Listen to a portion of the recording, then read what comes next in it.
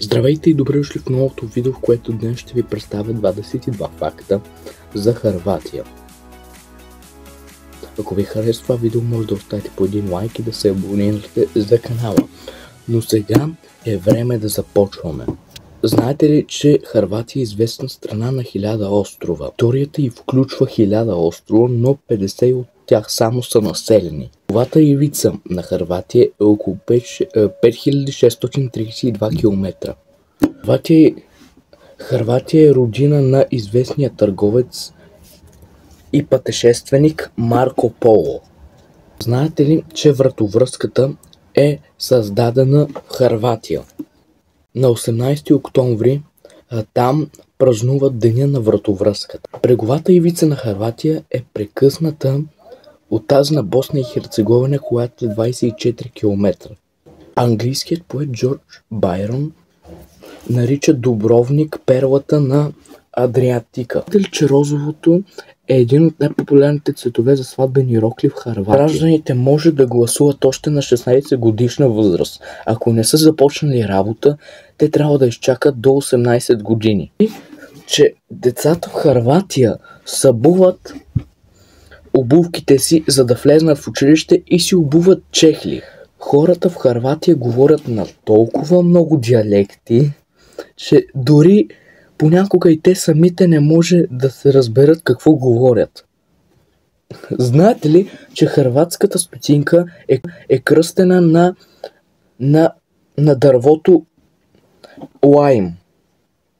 Знаете ли, че камъните за изграждането на Белия дом в САЩ са взети от Хърватия, и то на остров Брач?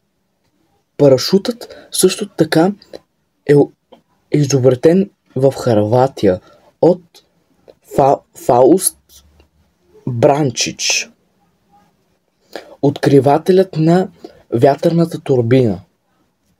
Първият обществен театър се намира точно в Хърватия на остров Хвор. Той отворил врати през 1602 година.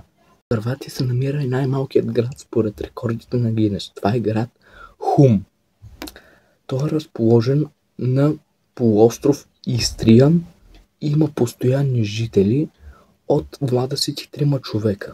Знаете ли, че Агата Кристи прекарва своя меден месец точно в Дубровник?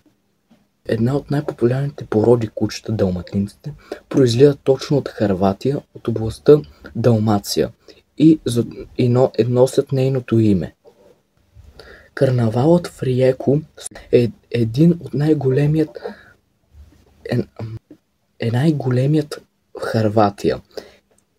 Също така и един от най-забележителните фестивали в Европа. Участниците в него обикновено са облечени в овчи кожи и танцуват под звуците на звънци, за да прогонят злите духове.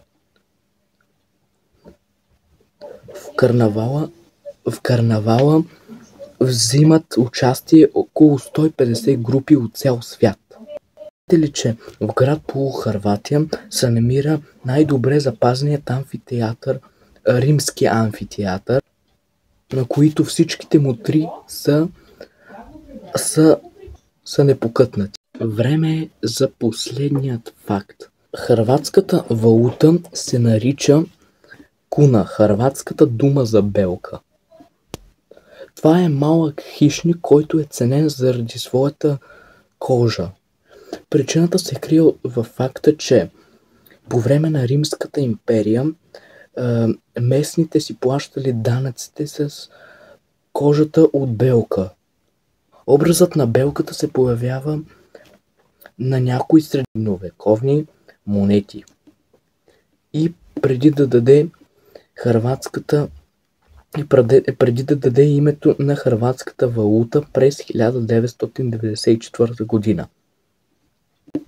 Това беше последният факт, така че ако ви е харесало видеото, може да го харесате, да оставите по един лайк и да се абонирате за канала. Така че от мен, чао!